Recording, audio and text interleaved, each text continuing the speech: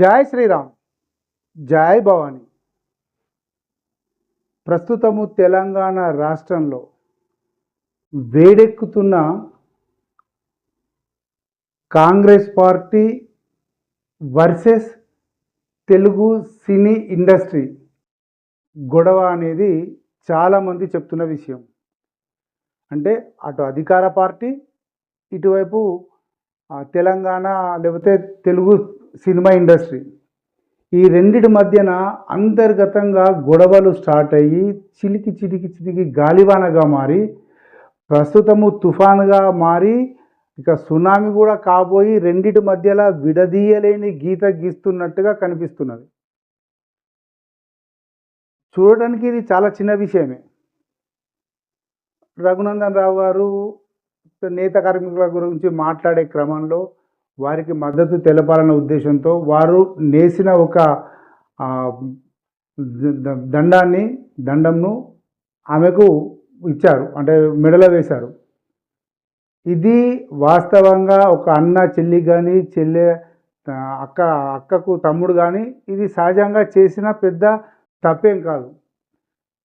దీనిని బీఆర్ఎస్ విపరీతంగా ట్రోలింగ్ చేసి, అంటే విపరీతంగా దాన్ని నెగటివ్ షేడ్ చేసి కొండా సురేఖ యొక్క మనోభావాన్ని దెబ్బతీసిన పాపం ఆ శ్రేణులకు తలుగుతుంది. అంటే బారాస శ్రేణులే ఇది చేశారని చెప్పి ఎవరైనా చెప్తారు, వారికి ఈ పాపం ఖచ్చితంగా తలుగుతుంది. ఇది ఒక వర్షన్. దాని తర్వాత ఏమైంది, కొండా సురేఖ నాగార్జున కుటుంబం మీద సమంతకు సంబంధించి ఒక హాట్ కామెంట్ చేశారు. అది మించా చెడ అబద్ధమా తర్వాత పక్కన పెట్టేద్దాం. అసలు విషయం పక్కన పోయింది, ఈ విషయం ముందుకు వచ్చింది. ఈ విషయంలో మటుకు బీఆర్ఎస్ సక్సెస్ అయినట్టే. అంటే తను తప్పించుకుంది, కాగా ఇప్పుడు కొండా సురేఖను ముందు పారేసింది. అంటే నాగార్జున వర్సెస్ కొండా సురేఖ అయిపోయింది. కొండా సురేఖకు సపోర్ట్ చేసేవాళ్ళు సురేఖకు సపోర్ట్ చేశారు, నాగార్జునకు సపోర్ట్ చేసేవాళ్ళు నాగార్జునకు చేశారు. బేసికల్గా నాగార్జునకు సపోర్ట్ చేసే వాళ్ళందరూ ఫిలిం ఇండస్ట్రీ వాళ్ళే, ఇంకో రకంగా కొండా సురేఖకు సపోర్ట్ చేసే వాళ్ళందరూ పొలిటికల్ వాళ్ళే. కాబట్టి అధికార పార్టీకి తెలుగు సినీ ఇండస్ట్రీకి మధ్యలో కూడా గొడవ స్టార్ట్ అయింది, యుద్ధం స్టార్ట్ అయింది. ఈ యుద్ధం ఎంతవరకు వచ్చేసింది అంటే నాగార్జున మీద క్రిమినల్ కేసులు పెట్టేంత వరకు, నాగార్జున పరువు నష్టం దావా వేసేంత వరకు. దీనివల్ల సాధించేది ఏముంది? ఆ క్రిమినల్ కేసు వల్ల సాధించేది ఏముండదు, దీనివల్ల సాధించేది ఏముండదు. కానీ ఒక్క విషయానికి మాత్రం ఖచ్చితంగా ఎవరైనా సమాధానం చెప్పాలి, ఇంక్లూడింగ్ నాగార్జునతో సహా. అదేంటంటే రఘునందన్ రావు చేసిన విమర్శ. ఆ విమర్శ ఏమిటి?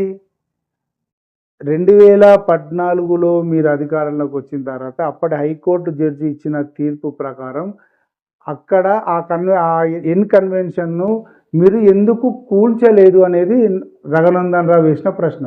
దానికి గల కారణాలు ఏంటి? మీరు కూల్చోపోవడానికి గల కారణాలు అడిగినాడు అంతే. కూల్చాలి కదా, అది చట్టవిరుద్ధంగా ఉన్నప్పుడు. ఇప్పుడు రేవంత్ రెడ్డి ఎలా కూల్చేశాడో అప్పుడు మీరు కూడా కూల్చేసే అవకాశం మీకు ఉంది కదా, మీరు ఎందుకు కూల్చలేదు? పోనీ మీరు అప్పుడు కూల్చలేదు, ఇప్పుడు ఏ అధికారంతో ఏ శక్తితో ఏ పవర్తో ఇప్పుడు రేవంత్ రెడ్డి కూలగొట్టాడు? మరి అప్పుడు మీరు కూలగొట్టాను దాన్ని ఇప్పుడు కూలగొట్టాడంటే ఎక్కడో ఏదో లొసుగున్నట్టే కదా. ఆ లొసుగు ఏమిటి? ఇప్పుడు రఘునందన్ రావు అడుగుతుంది గదే. రేవంత్ రెడ్డి చేసిన పనిని కేసీఆర్ ప్రభుత్వం ఎందుకు చేయలేదు, కేటీఆర్ ఎందుకు చేయలేదు అనేది ప్రశ్న. దీని వెనుక ఉన్న మతలబ్ ఏంటి అని చెప్పి రఘునందన్ రావు అడుగుతున్నాడు. దానికి కూడా సమాధానం కావాలి కదా. అంటే ఏమైపోయిందంటే ఈ సమాధానాలు దొరకని ప్రశ్నలు. 4 గోడల మధ్యన జరిగిన వ్యవహారానికి గాసిప్సే ఉంటాయి, గాలి దుమారాలే ఉంటాయి తప్పితే వాస్తవాలు ఎక్కడ ఉంటాయి? సరే, వాస్తవం ఉన్నా కూడా ఇప్పుడు పెద్ద లాభం ఉండేది లేదు, జనంకి వచ్చిన నష్టం లేదు. కానీ దీనివల్ల ఖచ్చితంగా సినీ ఇండస్ట్రీ ఒకవైపుకు వెళ్ళిపోయింది. తర్వాత పొలిటికల్ అధికార పార్టీ ఒకవైపుకి వచ్చేసింది, రాజకీయాలు ఒకవైపు అయినాయి, ఈ స్టేజ్ రాజకీయం మన మామూలుగా రంగు పూసుకునే రాజకీయాలు ఒకవైపు వచ్చేసాయి. ఇది జరుగుతున్న కథ. దీని యొక్క పర్యవసానం ఏంటి అంటే కొండా సురేఖ చాలా స్పష్టంగా బేషరతుగా క్షమాపణ చెప్పినప్పుడు ఇది ఇక్కడితో ముగిసిపోవాలి. నా ఎన్ కన్వెన్షన్ కూల్ చేశారు కాబట్టి నేను ఏదో చేస్తాను ఛాలెంజ్ అని చెప్పి నాగార్జున పోతే నాగార్జున మీద ఛాలెంజ్ మీద అధికార పార్టీ పోతే ప్రజల మధ్యలో నవ్వుకుంటానికి పనికొస్తాయి ఈ రెండు సమస్యలు కూడా. సో ఈ సమస్యను ఇక్కడికే అయిపోతే చాలా బాగుంటుందని జనం యొక్క ఆలోచన భావన. అలా జరిగితే బాగుంటుందని చెప్పి చాలామంది అంటున్న విషయం. జై శ్రీరామ్, జై భవాని.